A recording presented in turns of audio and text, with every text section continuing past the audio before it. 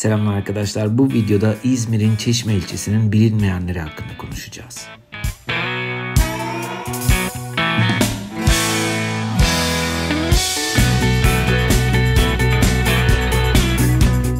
İzmir'in en popüler turistik ilçelerinden biri olan Çeşme, tarihi ve doğal güzellikleriyle öne çıkmaktadır. Ancak ilçe hakkında pek bilinmeyen bazı ilginç bilgiler de bulunmaktadır. Çeşme, 12 İonya kentinden biri olan Eritre'nin Ildırı iskelesidir. Çeşme Yarımadası'nın en uç noktasında yer alan Ildırı, M.Ö. 7. yüzyılda Giritliler tarafından kurulmuş bir İonya kentidir. Ildırı, antik çağlarda önemli bir ticaret merkeziydi ve Eritre'nin deniz ticaretinde önemli bir rol oynadı.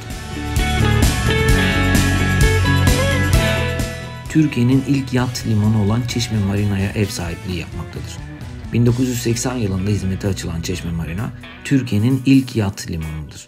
Marina 1000'den fazla yat kapasitesine sahiptir ve her yıl binlerce yatçıyı ağırlamaktadır. Çeşme, Türkiye'nin en uzun sahil şeridine sahip ilçelerinden biridir. Çeşme'nin toplam sahil uzunluğu 120 kilometredir. İlçede her zevke ve bütçeye uygun çok sayıda plaj ve koy bulunmaktadır. Çeşme, Türkiye'nin en önemli sakız üretim merkezlerinden biridir. Çeşme'de yetiştirilen sakız ağaçları geçmişi 6000 yıl öncesine kadar uzanmaktadır. Çeşme sakızı dünyanın en kaliteli sakızlarından biri olarak kabul edilmektedir.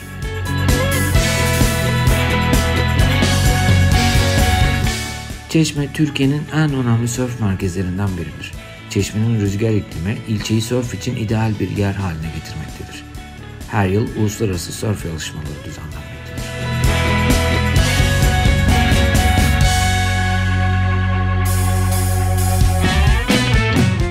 Antik çağlardan beri önemli bir yerleşim yeri olmuştur. İlçe sırasıyla Pers, Makedon, Pergamon, Roma, Bizans ve Osmanlı İmparatorluğu'nun egemenliği altında kalmıştır. En önemli tarihi eserleri arasında Çeşme Kalesi, Ildırı Antik Kenti, Etria Antik Kenti ve Şirince Kilisesi bulunmaktadır. Çeşme doğal güzellikleriyle de öne çıkmaktadır. Popüler plajlar arasında Altın Kum Plajı, Ilca Plajı, Pırlanta Plajı ve Altın Yunus Plajı bulunmaktadır. Aynı zamanda bir tarım üretim merkezidir. İlçede zeytin, incir, üzüm ve sakız üretimi yapılmaktadır.